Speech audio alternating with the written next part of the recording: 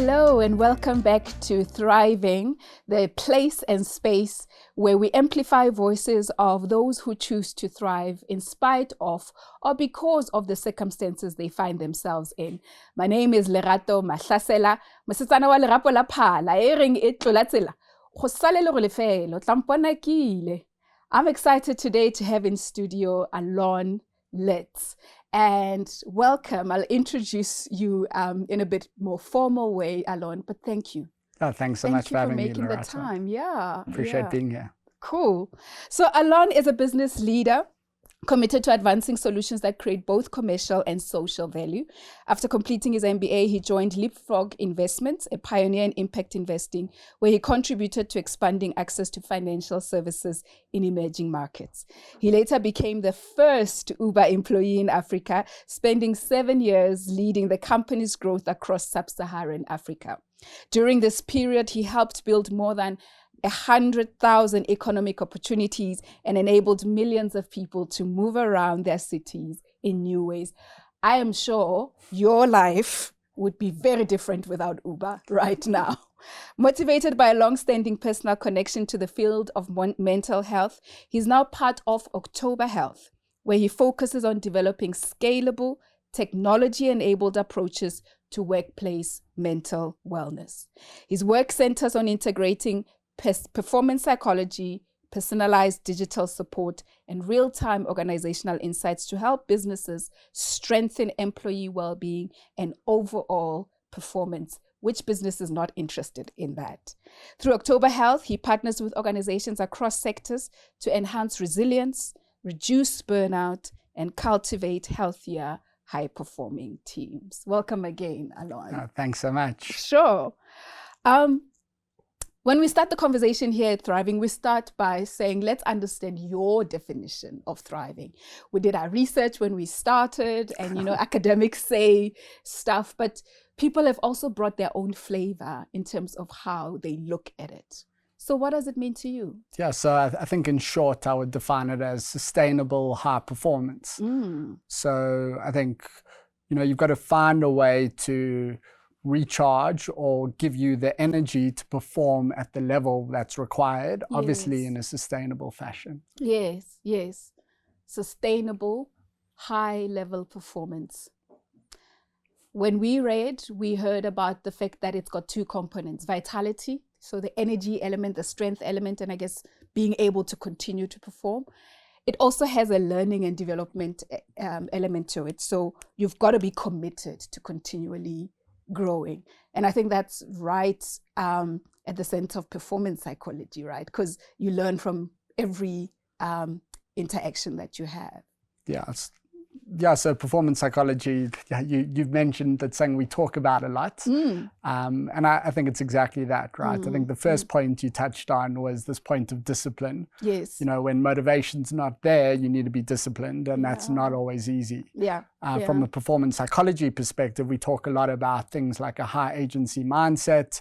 Circumstance can be tough, but do you choose to be a victim of your circumstance, or do you choose to do something about it and influence the outcome? Sure. And then obviously things that we all talk about, like grit, resilience, mental toughness, the ability to visualize positive outcomes, which might sound a little corny or a little bit airy-fairy, but there's a lot of science behind that.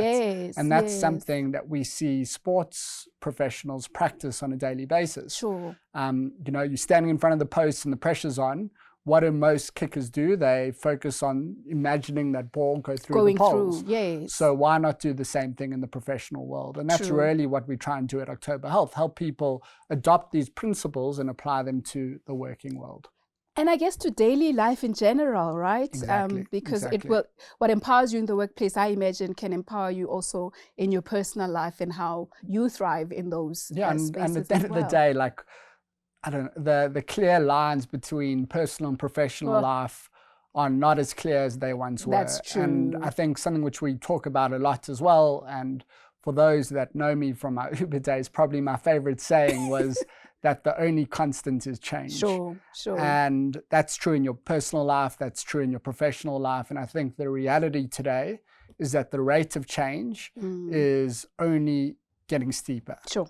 And that's the only constant. So, as individuals, we need to be prepared to handle that change, handle that uncertainty that's coming our way. Sure. And that agency mindset is important, that grit and that resilience is important. And adaptability. Right? You need to be able to see what's in front of you and, adjust and course correct. Because you can't wish it away. Unfortunately. Especially in this country that we live in the multiple layers of pressures that people have to deal with. Exactly. When has there been a time, Alon, that you felt you were not thriving? You were not living up to this beautiful definition that you've offered us? Yeah, so it's a good question. And I think the interesting part, so as you mentioned, I was with Uber for 7 years and I was very head down, very focused on what we were doing and what we needed to do. And I think the first time I actually felt kind of the pressure of that was actually when I left Uber, when I had the opportunity to slow down. And then all of a sudden I just had this really bad shoulder pain that developed, and like the equivalent of tennis elbow, and it was stuck with me for probably 3 months or so. But I probably just needed that time just to recover and push reset and then get ready to kind of ramp up from there. But I think the interesting kind of reflection for me was when you're often all out, you don't have that opportunity to listen or to what your body's saying, maybe. And when I eventually did, that's when I felt it. And then obviously was fortunate that I could take that time, focus on recharging and being ready for the next adventure. Opportunity. Yeah. Do you find that that is easy for leaders to do that? Because I think, yes, you can pause and listen and your body starts telling you something, but I find that quite often leaders will push through, and that can be dangerous to a certain extent. So I think the reality is there are moments where you have to push. And, the circumstances demand it, for lack of a better description. But there are some moments where I think leaders can push unnecessarily because they think they need to push. So the important piece is, know the difference, right? When do you need to listen to your body, and when can you take some time out, whether that's, early nights, additional sleep in, weekends.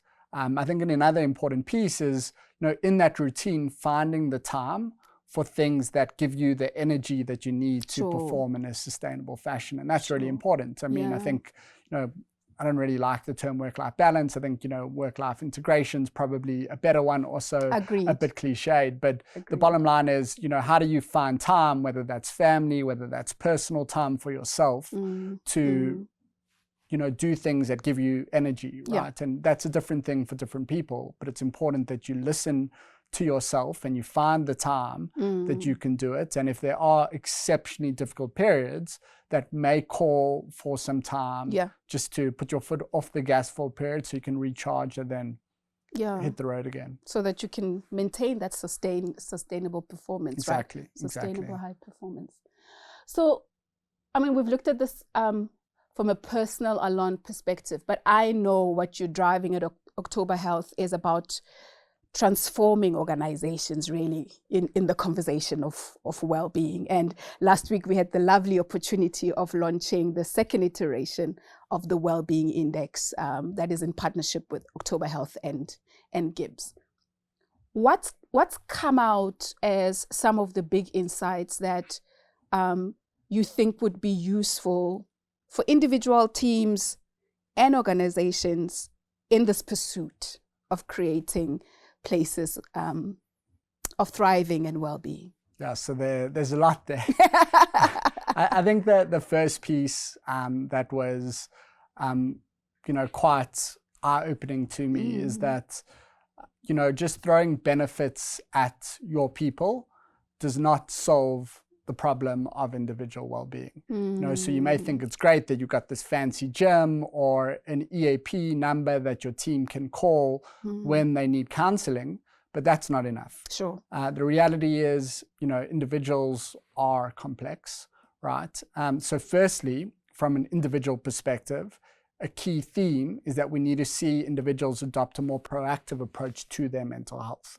Okay. So moving away from just thinking about dealing with issues when they become apparent, sure, to actively investing in their mental fitness, which is something that we've spoken about, around what is sustainable high performance. The next big element is that obviously as an individual, you don't exist in a vacuum, right? You're a function of your environment. Sure. What plays a big role, what influences your environment is the corporate culture. Yeah. So if you don't have a culture where there's trust in leadership or psychological safety, then often what we see, and we see it in our own data, we've seen it in the report, individual well-being will suffer. Sure. So what's important for organizations is to focus on how can they increase trust in leadership and how can they increase psychological safety. And again, I think, they're terms that are often thrown around, but often what does it come down to? Do what you say and, stand by it, right? And if you're going to say you're going to listen, then listen. Doesn't always mean that you're going to agree, but at least you give people the opportunity to be heard. And if you disagree, at least give some reasons as to why you disagree. And I often talk about, relationship capital in the workplace. And it does make it seem transactional, and that's not the intent. It just helps maybe kind of make this concept a bit more kind of practical for people to understand. What does relationship capital mean? And this applies in the context of a manager to their team. It applies across peers. It applies across the business. You can earn relationship capital by doing what you're meant to be doing, by fulfilling promises, by going above and beyond. You can burn it by or spend it by not keeping your word. Or asking for favors, right? And then you can burn it or waste it, right, by not keeping your word. So, really, how do we maximize relationship capital across the business? Another big factor is that often what we see is a skills deficit where individuals are set up for failure in a role just because they have they're lacking certain skills to perform. A good example and something that we often see is new managers, right? You take a really strong independent contributor and put them in a managerial position, and you don't set them up for success in that role. And then finally, holistic health. And I think, again, that kind of brings back this point of individual well-being or sustainable high performance, where it's not just about your mental well-being. It's a function of your nutrition. It's a function of your sleep. So when you're thinking about high performance, neglecting nutrition or neglecting sleep may be possible for a short period of time, but not over long periods, that's going to catch up to you. So you really need to think about the individual holistically and the organization holistically and address the system rather than just trying to throw benefits at individuals. People. So it has to be holistic. The individual has to be proactive, as you were saying. I keep imagining, because you were talking about the sports analogy earlier. We see them for the 90 minutes in a soccer game, but there is so much that happens long before they are on the pitch in terms of preparing themselves mentally, physically. So you're talking about nutrition, you're talking about sleep at the end of the day, but the organizational systems have to also be supportive of that, as you're saying, the trust relationships, as well as the psychological safety. The thing is, you've said it yourself, that there are words that are thrown around quite a lot. Yes, we've got to have trusted relationship. Yes, we've got psychological safety. Those that are getting it right, Alon, what are they doing?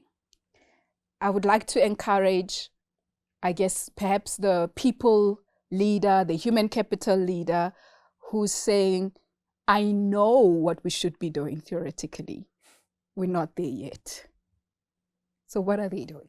Yes, it's a good question. I think, organizations where leaders are front and center when it comes to these conversations are organizations that we see getting this right, because it's not something that is kind of pushed to a corner and outsourced. It's core to leadership. It's core to, success within the organization, and leaders treat it as such. And often it's aligned to a key leadership metric. You know, I'm sure something which GIBS preach, right, is incentives matter. And if people are not incentivized to drive the right type of culture, it's often something that can be sacrificed in favor of other things that are measured. Sure. So the first piece is, how do you measure it?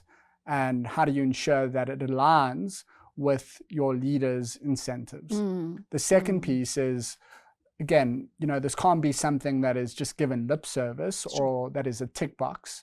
You need to be part of the change within the organization. You need to be part of these conversations.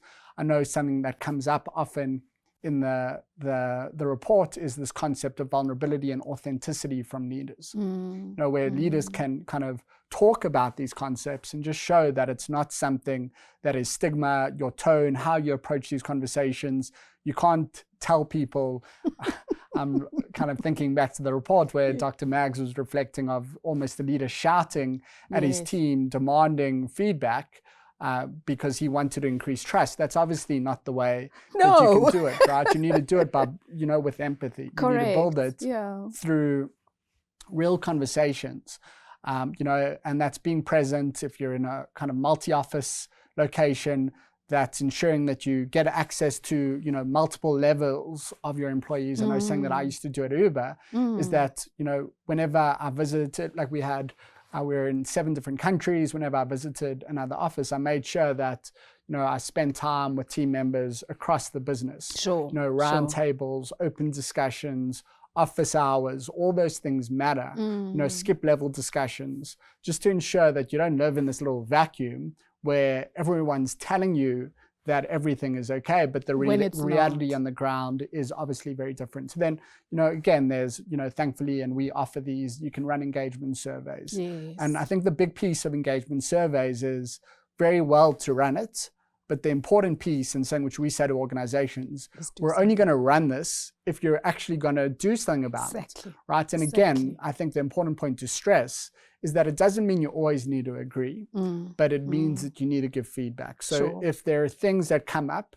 that just can't change, and the example that I often use is compensation, right? Most organizations or most people want to earn more, right? Or feel that they could be paid a bit extra. Yeah, I know. Right? I know. But there's limitations. Exactly. Still, there's limitations, there are realities, there are practicalities within the business. Correct. But just having an honest conversation about that builds trust. Or explaining your compensation philosophy builds trust. So you don't always need to tell people exactly what they want to hear. You don't need to please them by giving them what they want all the time, but you can at least have a conversation and give feedback and close the loop when it comes to running these surveys. That is true.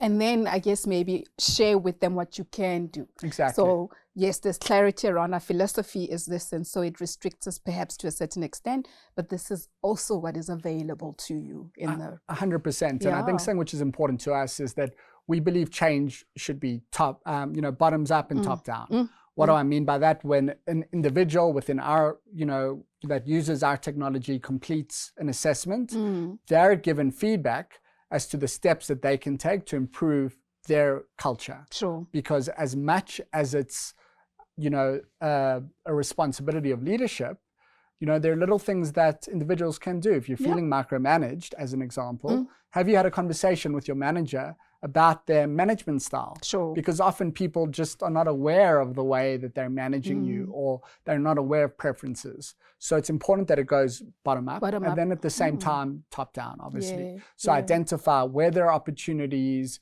where there are challenges, close the loop, communicate, and build trust. Goes back to relationship capital. It does go back to relationship capital. That's a lot, but I think it's a lot of practical things, right?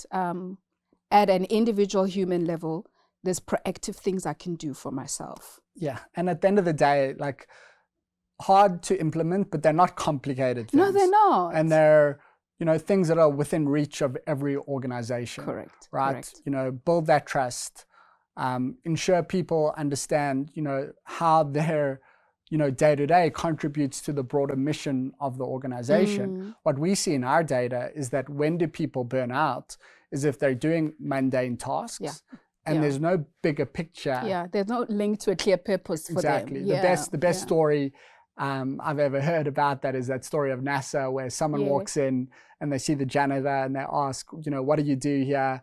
And they respond by saying, I put people on the moon. Yes. Right? So, do your people understand what part they play or what your bigger mission is?